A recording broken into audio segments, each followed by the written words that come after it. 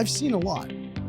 Amid the celebrity allure of entrepreneurship, many exceptional entrepreneurs remain shadowed. Here, I team up with these hidden talents to unveil their challenges and successes. Dive in with me to unearth entrepreneurial gems, learn from our experiences, and get educated.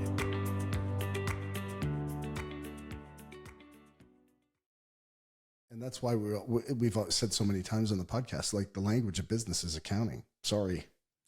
You know, you chose to get into it. It's like if you're going to go live in Japan, guess what? You're probably going to have to learn how to speak Japanese. Right. Well, and the funny thing is, so when you said about, well, you developed your business as you were apprenticing, I feel like what happened with me is I started building a business without having a friggin' clue what the appropriate way to run a business was. I knew the craft, or I was learning it and getting better at it as I went. And I knew how to show up on time and keep a schedule and all of those things, dress professionally. But I was not keeping track of numbers. When I bought stuff at the Farrier Supply, I didn't look at my invoice to see if something had increased in price or not. I had no idea what my profit and loss margins were. All of that stuff I wasn't keeping track of. And it's really easy to get tied up in your craft and focus on that. But if you're not watching the other things, there were years where I spun my tires, worked those crazy hours 7 days a week, and battered my body and didn't have anything in my bank account at the end of it. Which is crazy. Yeah. So where did it all to the government. Where'd you learn it? Like, what was the process for you? Because I know, as you said that, and I'm glad you did, because I probably truthfully would have missed it in the conversation on the podcast. So thank you for bringing it up. But it's like, so now you're really kind of talking about that artist leader, then transitioning to the manager leader, so I'm curious, like, what that experience was for you and how you learned it, or how did you handle it as a strategy? Well, there's a gentleman, his name is Andrew DeVisser. He's a farrier, really good friend of mine. And he would give these business talks. He is a person who has always been focused on the business side of things. He's a very handy fellow on top of it all. He had a wicked apprenticeship with a really good farrier. And so his foundation is strong, but then his business sense was very strong as well. And he wrote a book, The Blacksmith's Guide to Financial Freedom, The Blacksmith's Guide to Financial Freedom.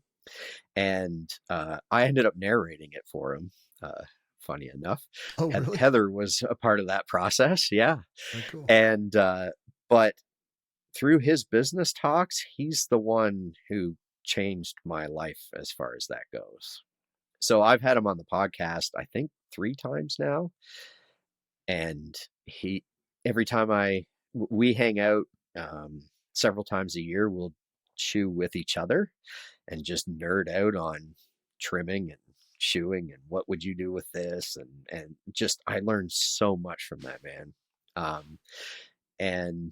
But yeah, that is what started it all. And then also hiring the right people. Like, I finally found a good accountant, a good bookkeeper, and then I also hired her name's Rachel, and she used to work in the horse industry, to do my invoicing for me, because I wasn't getting on top of that. Like, I would get home late, and writing up invoices was the last thing I felt like doing. And I would get backlogged in doing that. So I got her to do that. That is the story of the solopreneur, right?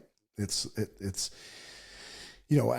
so it's interesting. Like, you really kind of started to create a team on the manager leader side, right? People that you can, and you don't have to hire them full time. There's these people you can find them on the internet. Upworks is a really good spot for people to find this kind of part-time kind of casual consultants, if you want to call them, to do some of this stuff, whether it's your bookkeeping, your billing, if you're really good at being a painter and and doing the accounting side of things or the billing side of things doesn't float your boat, then don't do it. Just, the time you put into doing your books, you could just go do one more horse and probably make quadruple the money that you're going to pay somebody to do that. And I would be remiss if I also didn't mention Heather here. When I started the podcast project, I came from an audio background, so I know how to do the editing, but I also know how honed in on it I get, and I will spend hours trying to make something sound perfect, especially if it was my own voice, and my own part of the conversation. So I enlisted Heather to do the editing and promotion part of it, because I knew if I tried to do it all, the podcast part wouldn't take off the ground. I mean, and she brought so much more to the table on the technical side as far as getting it out there that I had no clue. But yeah, so there I have this whole team of people. I'm just a shoer, but it turns out there's this whole team that makes it all happen. So for those of you who are listening, Heather is not an imaginary fairy. She is right. she is. I should have explained. So she, no, it's okay. She's both our producers. So she produces both of our shows, and that's actually how I got connected with Heather, was through you. We when we were looking at starting the podcast, I don't know if I think we called you or I don't know if we ran. Oh, I ran into you at a barn. It was in just Florida, pre-COVID. Or yeah. Right when COVID had hit, I ran into you at the barn. I remember that conversation quite well. Yeah. And you recommended Heather. And so now Heather does both of our podcasts as our producer, and she does an amazing job. So if anybody's looking for a producer, you can call us or reach out and you'll get Heather. But, and Heather, don't edit this out. Keep it in. Yep, I can picture her doing that. She'll totally do that. Yep. But you just brought up a really good point, which is, like, to me, it's leveraging, resources in order to be able to create a team to allow you to do what you do, and nobody else can do. But I'm curious, on the other side of the conversation about building passive income, the strategy, and not even just the strategy around your podcast, but the thought process of going, hey, I could create something beyond just what I'm doing. And I think that I hear a lot from a lot of solopreneurs of, how do I leverage my business? How do I create passive income? What could be some of the strategies? And so if you have thoughts on strategies, but I also think thoughts on mindset, because, I think that's where it starts for most people. They struggle with the mindset, or they make rash decisions on what they should do and make a mistake, lose a little bit of money, and then go, oh, I'm just going to go back to doing what I was doing. I think about, there was something you had said in the podcast. It might've been your more recent one, where you said there's a graveyard, with several of your businesses on the headstones. And I've had quite a few ideas like that. And the podcast, it came out, it was never something to earn income from. It came up as an idea so that I could selfishly talk to the people who were doing all the things I wanted to do. And it also was a way to make that connection for folks who were struggling. As I said before, that the number of suicides I found alarming, and the isolation, like a lot of people in this trade and probably several others, you can get stuck in a very isolated spot, and humans don't do well that way. In that environment. For a time is fine, but yeah. And so there were all these aspects, and then there were some farrier podcasts out there, but I just found them, I would listen to the interviews and I was like, I wish I could have asked this question, or I wish they'd asked this question. and I wish that the audio quality was better. So being from a sound engineering background, I thought I could do this better. I think that like it just um, the audio side of things, I could make these much more listenable, and I could ask the questions that I want to ask. So let's give it a shot. And so just recently, so so all of this, like over the years, I've had a couple of sponsors, but not many. The farrier world it's an old trade, and I think that the industry that services it, the suppliers and manufacturers, are kind of stuck in the print age, and that is where they focus a lot of their marketing money. Mm. So I've supported it out of pocket, and it's it's been a passion project, and it has offered like the opportunities it has given me are incredible. I've been able to go to England twice um, to interview people over there, and the association, the British Farriers Association, flew me over, um, and gone to Mexico twice to help teach farriers down there, and that was all because of the podcast. Um, so and just the incredible people that I've met and now can call my friends that I can just call up and chat on the way to a call or something. Um, but more recently, so I saw what I could do, and the impact that I was having just through those conversations. Like I had told you, where people were approaching me and saying, you've made such a difference.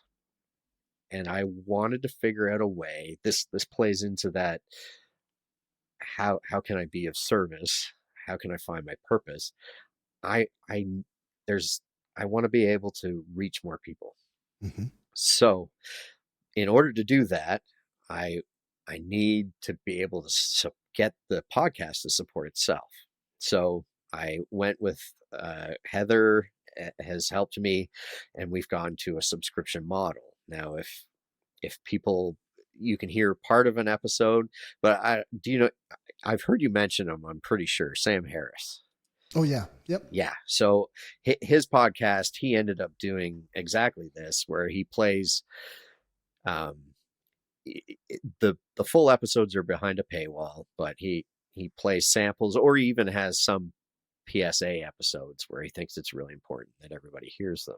But he also says, if you can't afford it, if the subscription fee is a reason that you cannot listen, then you contact him and he provides you with Free a link access. to listen to it. Yeah. And I'm doing the same thing with apprentices and students, or somebody who just isn't in the financial position to do it. Um, I still want them to have access, but I need to crowdsource and help uh, to finance it, because as you know, it's not cheap to run. Nope. But I'm trying to find that next step, that next thing to reach more people and to have this influence with more people. I wanted to say, I didn't want to interrupt you earlier, but what you do here with your podcast and what I think I'm doing with mine, we're in the inspiration business. And I think a lot of uh, what I get and what many people I talk about your podcast with get out of it is just the inspiration. You're right. You're not talking to superstars that are like household names. You're talking to people who are also in the suck with the rest of us, trying to to do their thing, and it's inspiring to hear those stories. So I'm not 100% sure what it looks like yet. I'm still working on it. I enlisted the help of a life coach, life business coach, to help with it. And yeah, that is part of the reason why I've gone to the monetization, is basically I'm getting the farriers to help me keep that going so that I can see what this next project is. I love like so just your consistent um, ongoing pursuit of growth and I'll call it personal development, not from a yay yay yay type of aspect, but is really inspiring, and it's noteworthy for people who if you are. This is more of a statement to you, or maybe a question, but um, if you're a passive participant on the train of life, you're going to get passive results. And that's the one kind of big takeaway is like you just keep, not only do you keep growing, but you're continually you're continually reinventing yourself. Like when I listen to the story of Brian Mullins, and it's like, in my mid 20s, like I'm selling fucking trailers and I'm trying to figure this out and I'm trying to figure that out and I'm battling depression. And then I'm rolling up to, I think he used the word, like I had just had to trust in the process, or maybe it wasn't, I know it wasn't those exact words, but like when you were, working with this guy for the 5 years and just like going, I'll leave my ego at the door leave your ego at and the door. Yeah. I love that. That was awesome. Right. And it's just like, and then this constant process of, kind of reinventing yourself and hiring a life coach / business coach. Yeah. Cause you don't need a life coach, but if you're going to expand and move into a new business and, and I'm kind of curious, and you may have answered this already, but I was going to ask you earlier, how do you, before you said you were in the trust business. I'm curious what, and you're still in the trust business, but what's the new business you're in? well, in the inspiration business, I guess, I think I'm taking the cue from all of those books and those authors like Tony Robbins, Simon Sinek, all these people that I really, it was Sam Harris. I've listened to for years, and I see the impact that they have on people, and in getting them to get off that passive train and actually get out in front of it. And that's what I would like to do. I think the reason why I always enjoyed our conversations is because you're the exact same type of personality. You, I see you constantly striving for more. You've reinvented yourself many times. You've been in how many 12 industries, I think you said. Yeah, I think it's 14 actually, but There you go. Yeah. So, yeah. but you, and then taking on this project, and wow, you jumped right in full on, and look what it's become. So I, uh, yeah, could you imagine it? Like if we could just reach a few more people to inspire them to do stuff like that, like how fulfilling it's been for you. I know it's been fulfilling for me. And, um, I just, there, I see so many people. There's something I kind of run into a lot in the barns. There's a lot of people who, you'd be amazed how many of the barn staff have more education than I do. They have post-secondary or like university degrees, Yeah, some of them have but master's degrees. Like, yes, yeah. yep, but they're working with the horses because some of them, I think, there were life happened, and they kind of just got stuck in a position where this was how they knew to make money. Some of them they don't like humans. They don't like dealing with humans, and the horses are their happy place, right? Mm-hmm. And that's where they ended up. But there are so many of them that farriers are kind of like the therapist of the horse world. Everybody talks to us, owners, the barn staff, everybody. It's We because have, you can't walk away. You're yeah, yeah, holding a horse's leg. yeah. But um, you find out there are so many people who have these ambitions to do more. And every time it happens, I'm sure some of my clients will be mad to hear this. I try to push them to do exactly whatever that is. And how many times I see them take a couple steps in that direction and then run right back to the comfort zone of working at the farm. And just and kind of they spend the rest of their days talking about that idea that they never really pursued. What's the advice that you give people in that regard?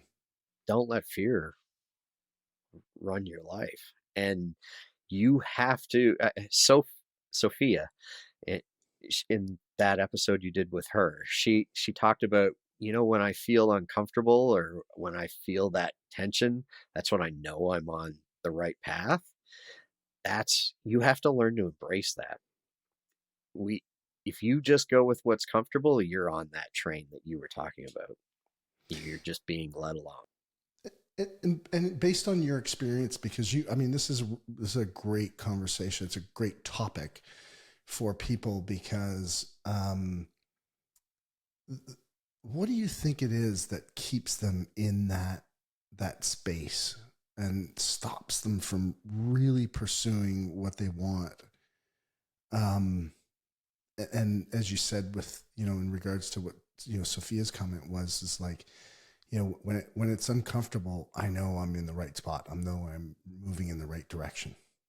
Well, if I knew the answer, I'd probably share it because I think it would help so many people. I think that's what a lot of us are searching for, is how do you get people out of that rut? Um, I we are creatures that are often, we're just a predictable pattern, and that it's that fear of failure that I think stops a lot of people. The fear of the unknown, like, if I do this, I'm stepping out of what I know into the next thing. It's just not having that faith, I guess, that it will work. And yourself, it doesn't always work. Sometimes you end up, it's a full-on failure, and you pick up the pieces and try again. Um, I it's a struggle for me because I see the potential in all those people, and I see the potential for more happiness for them, and then to watch them not take those next steps to do it. Um, I can't remember the author. I was thinking about this today when I was thinking about the interview. Um, he wrote a book called The Comfort Crisis, and we live in this day and age uh, where humanity, almost as a whole, is in a way more comfortable place, at least in the first world, um, and don't have the struggles that our ancestors did. And in many ways, I think that is the premise that this author works off of. In many ways, it's killing us or contributing to, I think, depression, nihilism, because you don't have that struggle. I, I mean, our bones get denser the more we use them because our bodies are designed to become anti-fragile. Like, that is in a healthy body. That is what our muscles get stronger the more we use them. Our brains are get better the more we use them. And as I said before, it's so much easier to not. And then I see, um, I think phones are one of the smartphones are one of the worst things that could have happened to us. We have all this information, but we also have all this distraction. Mhm. Think of the hours that are wasted. I see it every day. Like, anytime somebody has a break, they're looking at their phone. Like, if they wanted to get out of that trap, they wouldn't be looking at their phone. They'd be reading the book for whatever topic it was that they needed to learn to take that next step. So I think, uh, yeah, we're living in an age of distraction and comfort in a not productive way. It's I guess in some ways it's what we were striving for as a race, but I don't think it's all it's cracked up to be. Well, it But certainly has second order consequences that people didn't think about for sure. There's no yeah, question and, about and that. and you can go the opposite direction, just like you and I both worked way too much and lost so much sleep and um, and paid the cognitive consequences of that. So I think there's a healthy balance, but you do have to go through those hard times and work more. Like you can't just go home and sit and look at your phone or watch TV if you want to change your life. You can't. You Yeah. have to you have to get out of that cycle, out of that comfort zone, and do the other thing if that's what you really want. And I think that's what people really want, but I don't know what it is that doesn't get them to make the next step. And if I could just give a few more people that push, I I that would be more fulfilling, I think, I love that for comment. me. You need to do the other thing. I mean, that's a great, that is a great and thought process of like, okay, what am I doing right now? I need to do something, do the other thing, do the opposite. Like sometimes I actually have, I do opposite day. So it's like whatever I think I should do, I just do the opposite. I Right? Yeah, yeah. literally actually do this, maybe not for a full day, but for a period of time. It's like, whatever comes to my mind or whatever my thought process is, I just do the opposite. And just to have that experience and living in the uncomfort of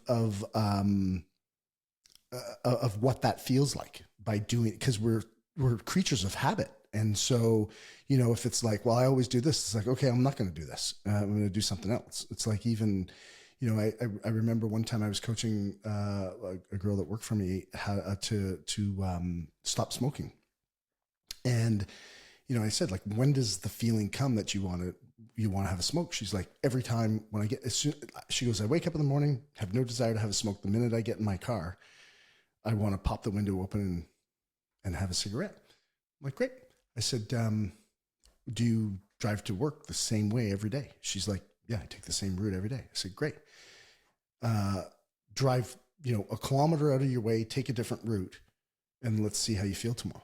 The next day she did it, and she's like, yeah, I didn't have time to have a cigarette because I was trying to figure out how I was going to get to work. Right. It's just that habit. And I'm not saying that's going to stop you from smoking, but I'm trying to reinforce the point that we are creatures of habit. And so much of what we do is just, this is the way my mom did it. This is the way I'm going to do it. It's like, why do you cut the ends of the ham off? I don't know. That's the way mom taught me how to cook the ham for Christmas dinner. It's like, go to mom and say, hey, why do we cut the ends of the ham off? Well, because my cooking pot was too small. So I had to cut the ends off in order to fit. Like, Yeah. we do these things for generation and generation. And so I love your concept of like, just go do the other thing. And then one other comment was Michael Easter is the author Okay. of that book. So if There you anybody's go. looking for the book Comfort Crisis, it is a great book. And Michael Easter is the person who wrote that. So that's, I would highly recommend it as well. I think it's a great book. Yeah, I'm thinking about the habits that you're talking about, and um, my biggest mentors, it's a father and son who it's the school I go to, Heartland Horseshoeing School. Chris is the father and Cody is the son, Gregory, and they have always embraced the tough thing. That, like, if there are two options and there's an easy way and a hard way, they will do the hard thing. And they've just made that their habit. And Chris gets up, I think it's 4 or 4:30. I've stayed with him and woken up at that time because of him. But Regretfully. yeah, and he has an exercise regime. Now it's writing, but he would read. There were all these habits that weren't easy that he would do, and it just what he's managed to achieve in his lifetime compared to what most. And his son is the same way. And the reason that they got there was because they did the other thing. They instead of choosing the I don't well I don't think Cody has a TV in his house. And I know because I very often don't get a response from him. He leaves his phone at the door when he comes in his door and is with his family.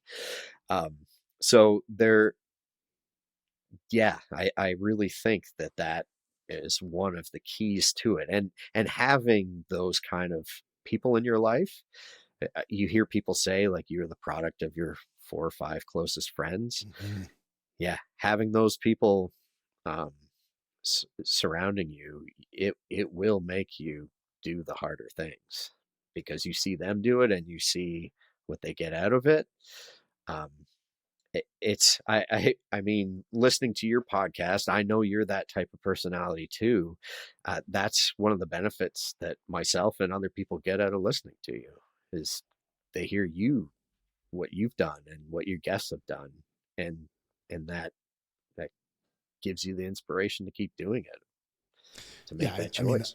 I think it's more the guests just for the Of official, course you like do. we've been really, well, I mean, I've been very fortunate to have, and I'm very fortunate to have like a really unbelievable, not only my close circle, but my expanded circles are, all these people are friends of mine, people that I've known, people like you, I met a dozen years ago and just have kept in contact and just, maybe like personalities attract. And I think that's actually really true.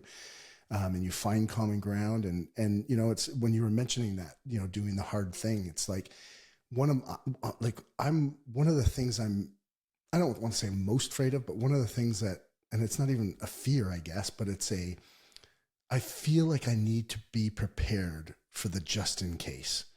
It's just like, it's like, and this might be like really OCD, but it's like, the just like, I do hard things because what if I need those things? And I believe that, when you are prepared, luck occurs when opportunity meets preparedness meets opportunity. Um, and so I just always think like, okay, prepare for whatever it might be. It's like, you listen that saying, strong men create good times create weak men create tough times, and tough times create strong men. And it's like, I think we are in that period of, most of the people, that are under the age of, I don't know, 70, 80, they don't know what war is about. They weren't around for the Second World War. Most people don't even know what the Cold War was all about. And the fear of like, the drills that we used to, and well, you might not have even, cause you're younger than I am, No. but like where the drills where the alarm goes off and you got to hide under the desk. It's like, what are we doing here? Like, that's not going to help us. but we did them Yep. anyways, Yeah, but made you feel better. that instills that. And I don't want to say like fear, but I mean, sometimes, that can be a motivator if you allow it to, to benefit you. If you look at like, things will either keep you down or they'll lift you up, and you have to utilize them for what they are. And as I was reading an article on self-talk, and the guy that was, I can't reference him, I'm sorry, but he was talking about the studies have shown that, what is more important, positive self-talk, or less negative self-talk. And the studies show the more importantly, less negative self-talk. And actually one of the questions I was going to ask you was, in the barns or where you travel, do you find that some of those people who are struggling to make that next step that have a higher level of negative self-talk, or is that me Yeah, reaching? yeah, I I would say so. Yes, for sure. Yeah, yeah, and that voice is gonna. I mean, even in the high achievers, um, if you delve deep enough, you'll find out they have that same self-critic. He might even be louder, but it's just for some reason they're able to get him to sit back and they're just like, hold my beer and we'll just do this anyway. Mm-hmm. But yeah, I think the self-talk for sure. And I think you, it was another point when you said about people not experiencing war. You think about how this is a big topic I often think about is the selfishness. Like we are so, as a society now, focused on ourselves and not so much others. I think COVID really brought that out, the individualism. And you think now, like if there was a war, how many people would be willing to go and just die for their country, right? You think of that as a concept. And I think we've moved so far towards individualism that we forget about helping other people. And I think that creates the loneliness, the isolation that we've talked about. It's and then your phone becomes that place where you're kind of living an alternate life, and you're looking at Instagram posts of other people's lives Mhm. instead of being with them yourself. And I I wonder if we couldn't just get back to more of that. It goes back to the solopreneur stuff. If you're starting a business, you can't start it on the idea of, well, how can I make the most money? In order to get there, you have to think, how can I service the most people? How can I bring value to the most people? And what kind of value is that? And that I think more people would be more successful if they actually flip that on its head. And instead of, well, how could I earn more money? How could I bring more value to those around me? Those are, I mean, that is a very good piece of wisdom that people, need to focus on. It is, uh, when you were talking earlier about, where people's, uh, their focus goes, and their selfishness. It's like, it reminded me of a story I think Billy Beck had shared, and I'm going to probably bastardize this story, so I'll keep it tight. But he was telling, he'd sent out a blog in his email blog, and if you haven't listened to that podcast, like, he's really good. But he sent this blog out. It tells a story about this grandfather and his grandson, and they were sharing an experience. And I'll keep the story tight, but the nuts and bolts of it was that the grandfather was, instilling a story about, how there's a good wolf and a bad wolf, or a dark wolf and a light wolf on each of your shoulders. And when you have to make a decision, or when you go to do something, or when you think something, or if there's a course of action, they're going to be, feeding on you, and they are fighting for your attention, the dark wolf and the light wolf, and they're constantly going at battle to gain your attention. And the grandson says to his grandfather, well, which one wins? And the grandfather said, the one that you feed the most. And so it's just an example of, if you feed the dark energy, or if you feed the light energy, or the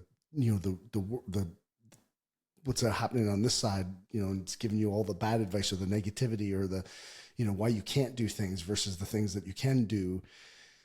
The one that you feed the most energy to, or the you feed the most, is going to win. Yeah, for sure. And And I think they've kind of proven that we have that negativity bias, right? Like humans, as a general rule, we will focus on the negative.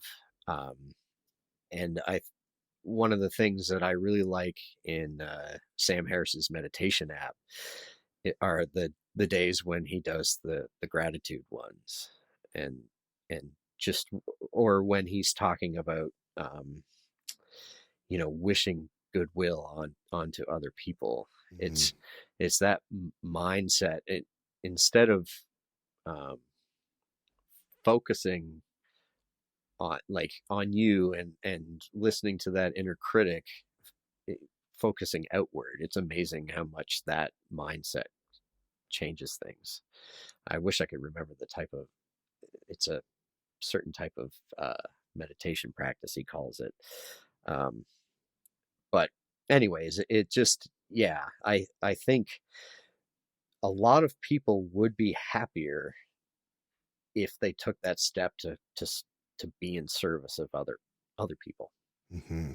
instead of so inwardly focused. When you bring up meditation, so just for the listener, Sam Harris's meditation app is called Waking Up. I use it, probably 4 days a week, and I think it's brilliant.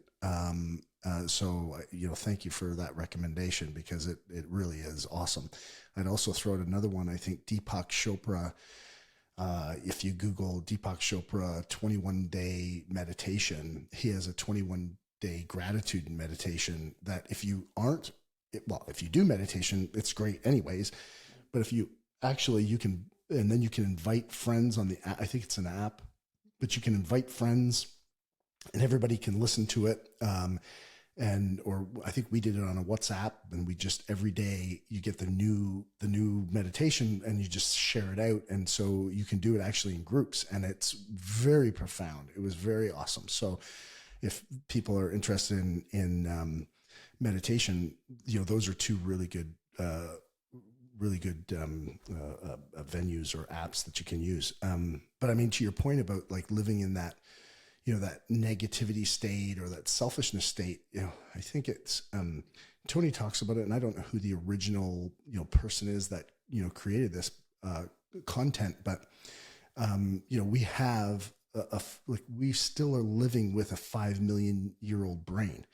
We really are. Like, you cannot unwind, the physiology of, our past. And so our brains are wired to see all the bad things around us, because that's how we survived. Exactly. Yep. Hundreds of years ago and millions of years ago, thousands of years ago, that's how we survived. We survived by, look, where are all the threats? What are all the bad things there? And then more so, we would share those things with other people, in order to make sure that the tribe was safe. And so we are wired. And so when people go, wow, there's something wrong with me, there's nothing wrong with you. This is just nature. But you have to step in and start to be very consciously aware of how nurture can improve how we think. But we are, we're programmed to see negativity and to see the threats and to see everything around us that is wrong versus what is around us that is right. And it's a very natural thing. To relate it back to horses, it's funny, the job that I do, like when I shoe horses, I do a method called hot shoeing, where you burn the shoe on to get a perfectly aligned fit. And some horses freak right out. And there are just some horses you work on that every time you touch them, it's, are you going to blow away and take off out of the cross ties on me? And I often think those are the horses that would have survived back in the day when they were out in the wild and needed to not get eaten by that tiger or whatever. It's that's built into them. And yeah, humans are no different. We are still stimulus and response, right? Absolutely. Right. And it requires retraining. And I just think I just, that point is like, whether it's a horse or whether it's a dog or whatever it is, or a human that, is like, so often we criticize people for having that trait, when it's like, well, you know what, like, there's some people that should have that trait, like that don't. And which actually reminded me of a story, like, so, I had a buddy that worked out in Wyoming in Yellowstone National Park, and he was a grizzly bear expert. He has his master's in grizzly and whatever. So they were working out there, and they got a call, and they said there are some people in the field, and there's a grizzly bear nearby. And so they hustle down there, because the last thing they want is an altercation between a grizzly bear, and because they'd have to put down the grizzly bear, and most of these guys are like, they're more worried about the grizzly bear than they are the humans, right? The humans, yeah. But it turns out that there was this family, they're in the field and they're spreading peanut butter on their kids' faces so that they could get a real live picture of a grizzly bear licking the peanut butter off them. Yeah. So there is still people that are not common sense and fearful. Yeah. So I think there is a lot of like, I think I'd say, you know, since we're having the conversation, like I'm not, fear does not hold me back. Actually, fear pushes me forward to do the hard things because, you know, I want to be prepared. Like, you know, some people worry like, or get, you know, well, what if somebody comes in and breaks into my house or whatever? It's like, you know what? In this house, I'm ready. Like there's, you know, they chose the wrong house, and that's not a macho thing. That's just a pure training, a preparedness thing that, you know, somebody kind of breaks into my house and goes to threaten my family. It's not going to go so good for them. But that's not macho. That's just pure preparedness. But there's a stigma against that. Like there are so many people who think that that's completely obsolete in this day and age. I don't know if you've run into that, but I definitely have. And it's something that I didn't really think of until I kind of ashamed it until later. Like I've just had this complete, maybe naivete Mm-hmm. in thinking that, you know, there aren't bad actors out there, so I don't need to prepare. And if I did, then if something bad happens, the police are just a phone call away. But yes, a healthy level of fear and preparedness can actually save you from that once in a lifetime or once in a million situation that you didn't think was going to happen. But man, would you feel silly if you weren't ready for it. Yeah. And to me, and it's not just about that. I'm prepared in business or more. I'm not fully prepared for who's coming through the door. Right. Yeah. Like right. I'm not that naive. I'm not that, I don't have that much ego around it, but I am, you know, prepared more than most. But in business, it's like, okay, that's why I'm always pushing to work harder to be more prepared for either the next thing that pops up that's going to like be in business, the bullet to the brain where you're like, fuck, I didn't see that coming. Well, you should have seen it coming, right? You should know your industry. You should know your competitors. You should know the environment. You should know this stuff. And so, you know, being prepared is a massive driver for me anyways. I'm not saying it should be for everybody. It just is for me. Yeah. So I guess in some ways, I said fear was holding people back, but I guess in some ways it can be a positive too. Well, How do you, everything what's the has answer? I don't know. You know, I mean, look, I think part of the thing is that because I always go, when you say, what's the answer? I don't know what the answer is, but I do try to improve the questions that I ask myself. And so, you know, I ask myself questions, and we've talked about this on the podcast, but like, you know, from a kind of more of a personal perspective, I ask myself, you know, questions like, you know, is this working for me? Is it working? Is this happening for me, or is it happening to me? You know, how is it happening for me? Right? Because you could look at things both ways. You know, you could see that, like, you could take fear and let it disempower you, or you could take fear and let it empower you. Right? It's you know, people like, I think Oprah has an amazing story, like what she went through, but that fueled her to be better.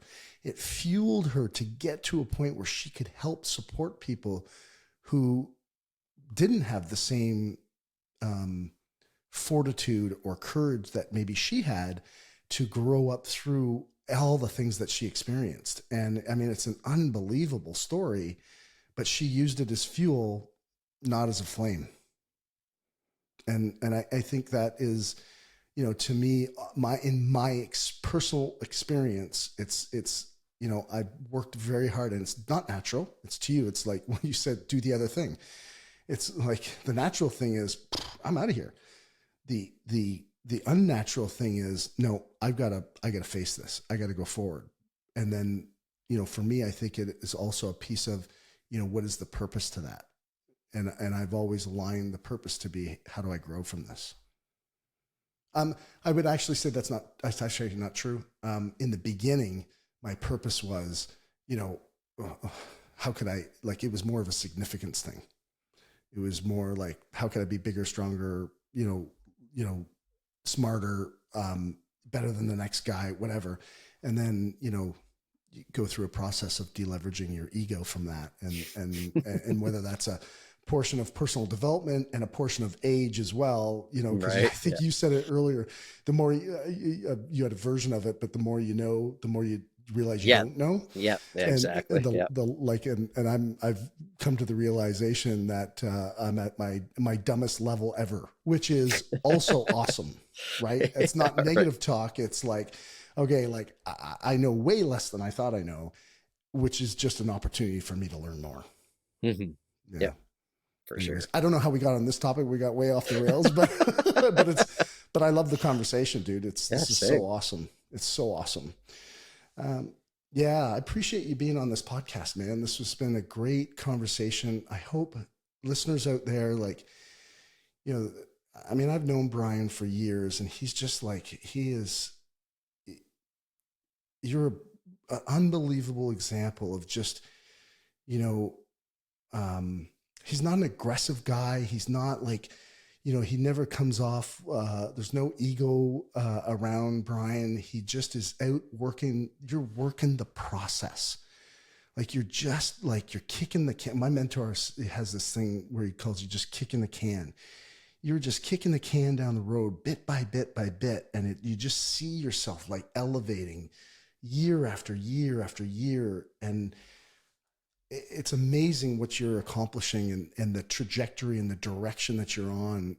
It's going to be really interesting to see in 10 years, where you'll be with how you support your community, how you, add value to not just your clients, but to yourself, to the people around you, and to the people who are yet to be around you. Man, I'll honor you. I had no clue where this conversation was going to go. There was no there was no pre-conversation. No. But I just knew in my heart that, you represent like truth and honesty and integrity, and you're a solopreneur that's out there evolving, on a consistent basis. So I honor you, and I honor you sharing like the tools and the trades the tools and the tricks of how you are constantly evolving. Well, thank you. It takes one to know one, I would say. Thank you. Yeah, for sure. No, I appreciate it, brother. If anybody is looking to find you, where would they find you as a resource, or because I don't want to put words in your mouth, but I do this sometimes with certain people on the podcast, but I know if you want to reach out to Brian and you want to have a conversation about, because whether you're a farrier or whether you are a mechanic or a plumber or whatever you're in, it is so cross-pollinated, formula for success and the strategies, and they're not dissimilar. Yeah, no, they aren't. I mean, Facebook seems to be a way a lot of people reach out to me. The Mullins Farrier podcast. I should double check with Heather whether or not we changed it to mullinsfarrierpodcast.com or mullinsfarrier.com. But I'm sure she'll put a link in your show notes. We'll put it in the show notes for sure. Yeah. With the podcast, the first 5 years of episodes, they're all there. I'm actually amazed at how many non-horsey people tell me they listen, and the value that they get out of just hearing the stories of those people. I've been so honored with having so many great guests. I can't think of a bad one. And it's amazing the wisdom that they share, and it's transferable to anything, really. I listened to a few episodes actually in just kind of preparing for this, and it was one of the things that struck me is like so many of your guests that you've had on have this um what's the word that I'm trying to capture? I would say that they have this like wholesome approach to life, and that they are that being around animals and being around nature, it just has this impact on them in a way that you don't kind of you're not seeing that in the finance world. Like you're not seeing it in like technology and stuff. They just they have an approach or an outlook that is really wholesome and has a deep sense of integrity to me. Yeah, something that really amazed me that I sort of saw firsthand several times when I was doing my apprenticeship, and have seen and been part of since, was when a farrier gets hurt in at least in the Ontario community, everybody gets together, takes on their work, makes sure that the farrier who's hurt invoices for it, and they just keep them going. And that has happened so many times. As soon as somebody, uh, I mean, the job is inherently dangerous, and people get kicked or trampled or head injuries, all kinds of things. And everybody bonds together. They'll have days where just a group of us will go and do a bunch of horses for that person, and they just keep their business going while they recoup. And I don't know a lot of businesses, like I've never heard of that with electricians or plumbers, but I really think that's something that should be embraced, and it could be done. Um, like these are people that are your competition, but they're also your peers, and we're all in this together. So I wonder, back to your comment about us working on uh, like really old uh, software, that maybe just the whole working with a craft, working with the animals, it's one of the oldest jobs in the world. Um, maybe it's just that much closer to what we've spent so long doing, that maybe that's where that wholesomeness comes from. I don't know. Listen, the world would be a better place if we had that kind of humanity in it. And you just we don't see it enough in society nowadays, and I don't know if it would change, because where we have gone with technology and this busy life and busy world. But what it does reflect back to me on what you could do as a growth opportunity or as an experience is, there's so many equestrian facilities out there, where you can get an experience of being in nature with horses. They're beautiful animals. They're unbelievable animals, and they're so intuitive, that it would. I highly recommend it to anybody. If you've never spent any time with a horse, man, go find a program where you can go and spend time with a horse and be in that. It would. I think it would make you a better human to be able to. And I think that's part of it. I think that's, it's not only is it one, which is, I didn't know that, but it makes complete sense that it's one of the oldest crafts, still out there. They say prostitution and fair blacksmith, Well, the two oldest jobs. Nothing better than being looped in with prostitution. Right. Yeah. But honestly, like, dude, thank you so much for being on the show. I really, really am eternally grateful. And I'm, I just love this conversation. It was personally, it was very fruitful for me. Well, vice versa. It very fruitful for me as well. And please keep doing what you're doing. And it was an honor to be here. I was honored to be asked. So yeah. No, thanks, brother. Fantastic. I appreciate you. And if you want to check out, Brian's podcast, Mullins Farrier podcast. So Mullins is Mullins, easily Googleable. It comes right up instantly. So thank you, brother. Sir. Thank you for being here. I appreciate you. Yeah. Have a good night. Thank you. Okay. Cheers.